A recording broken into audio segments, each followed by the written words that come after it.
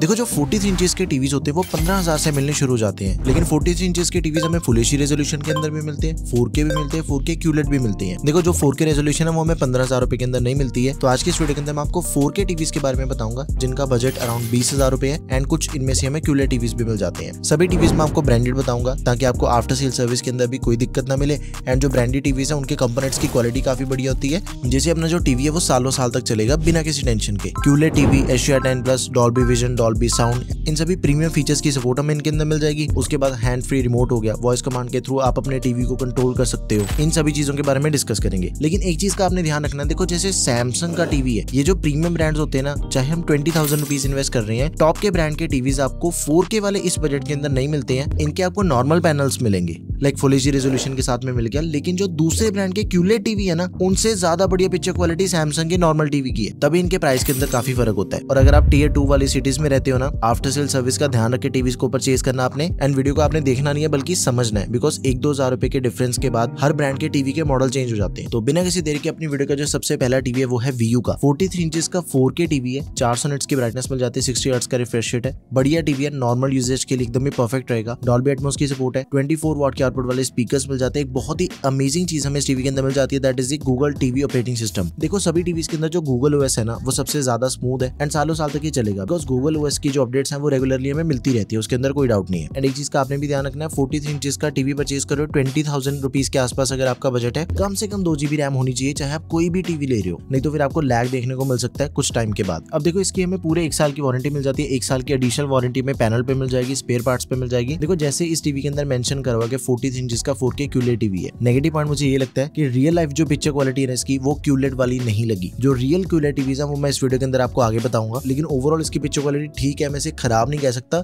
लेकिन QLED की ज्यादा बढ़िया होती है। अगला टीवी है TCL का। TCL one of the oldest brand है स्मार्ट टीवीज के अंदर। इसका जो प्राइस है वो अराउंड 20,000 रुपए है। अगर आप इसे ऑनलाइन परचेज करते हो तो 1,000-2,000 रुपए का डिस्काउंट आपको और मिल जाएगा। 43 इंचेस का 4K टीवी है, वॉइस सपोर्टेड रिमोट हमें इसके अंदर मिल जाता है। टीवी के अंदर में 270 निट्स की ब्राइटनेस मिल जाती है, एशिया 10 की सपोर्ट दे रखी है, MEMC एंड डॉल्बी विजन, ये सारे वीडियो फीचर्स मिल जाते हैं। इन सभी वीडियो फीचर से होता गया, देखो जो भी अपने नॉर्मल सीन्स होते हैं ना, उनको ये एनहांस होकर दिखाता है, जो कंट्रास्ट है वो ज्यादा बढ़िया मिल जाता है इसके थ्रू में। 24 वॉट के आउटपुट वाले स्पीकर्स मिल जाते हैं जो कि डॉल्बी एटमॉस को सपोर्ट करते हैं। एक चीज का ध्यान रखना है, जो 24 वॉट की आउटपुट हमें इसके अंदर मिल जाती है ना, उसकी क्वालिटी काफी बढ़िया है, डिस्टॉर्शन बिल्कुल नहीं मिलती, 100% वॉल्यूम पे भी यूज करो, बहुत ही प्रीमियम आवाज रहती है। लेकिन इसका जो नेगेटिव पॉइंट मुझे लगा दैट इज के 270 निट्स की ब्राइटनेस दे रखी है, मतलब कि रूम के अंदर अगर थोड़ी सी भी ज्यादा लाइट होगी ना, फिर देखने में दिक्कत आ सकती है। TCL को ब्राइटनेस में रिकॉर्डिंग काफी इंप्रूव करनी चाहिए इस मॉडल के अंदर। तो एनीवेज नेक्स्ट टीवी है Xiaomi की F सीरीज का, ये हमें 20 से 21,000 रुपए के अंदर मिल जाएगा। इसकी जो पिक्चर क्वालिटी है ना वो काफी बढ़िया है। अब तक की वीडियो के अंदर हमने जो दोनों टीवीज देखे ना, उनसे ज्यादा बढ़िया पिक्चर क्वालिटी आपको Xiaomi के टीवी के अंदर मिल जाती है, no doubt in that. Colours बहुत ही पंची है, रियल लगते हैं इसके कलर्स। कोई भी कंटेंट देख रहे हो एक्सपीरियंस बिल्कुल दी बेस्ट मिलेगा हमें इसके अंदर। 32 GB की स्टोरेज हमें इसके अंदर मिल जाती है, 2 GB की रैम दे रखी है, 43 इंचेस का 4K QLED टीवी है, 1 साल की पूरे प्रोडक्ट की वारंटी, 1 साल की एडिशनल वारंटी में पैनल पे मिल जाती है। एंड 32 GB की स्टोरेज के साथ पता है क्या चीज होती है, आपके घर पे कोई भी फैमिली फंक्शन की वीडियोस है उसे भी आप कॉपी करके रख सकते हो। लेकिन इसकी भी जो पीक ब्राइटनेस है वो सिर्फ 220 निट्स की है। यहाँ पे भी जो Xiaomi की ब्राइटनेस है वो इंप्रूव होनी चाहिए मेरे अकॉर्डिंग। अगला टीवी है Motorola का 2025 वाला एडिशन है, ये one of the best and most premium TV रहेगा इस बजट के अकॉर्डिंग। 43 इंचेस का टीवी है, 10 बिट डिस्प्ले में इसके अंदर मिल जाती है। डिस्प्ले इसकी 1 बिलियन से भी ज्यादा कलर्स जनरेट करती है, 120 हर्ट्ज तक का रिफ्रेश रेट दिया गया इसके अंदर, जिसकी वजह से गेमिंग ज्यादा बढ़िया होती है एंड डेडिकेटेड गेमिंग मोड भी हमें इसके अंदर मिल जाती है। डॉल्बी विजन की सपोर्ट है, MEMC, ALLM एंड उसी के साथ ही गेमिंग फीचर्स मिल जाते हैं। तो अगर आपने गेमिंग करनी है तो भाई ये टीवी आपके लिए सबसे बेस्ट ऑप्शन हो सकता है। 2 GB रैम है, 32 GB की स्टोरेज मिल जाती है। एंड इसकी जो सबसे यूनिक चीज है दैट इज के एक तो गूगल टीवी ऑपरेटिंग सिस्टम मिल जाता है,